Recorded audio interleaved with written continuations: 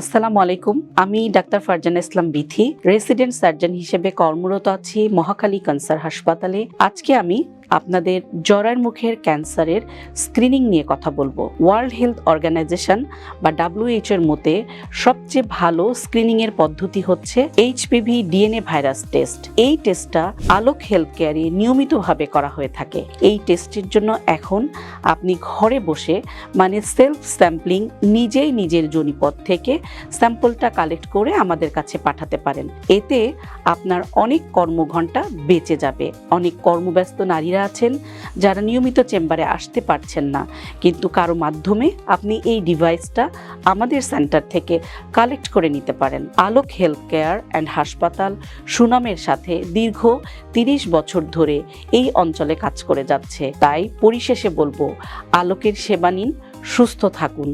মনে রাখবেন, সুস্থ জীবন সুন্দর পৃথিবী। সুস্থ জীবন সুন্দর পৃথিবী।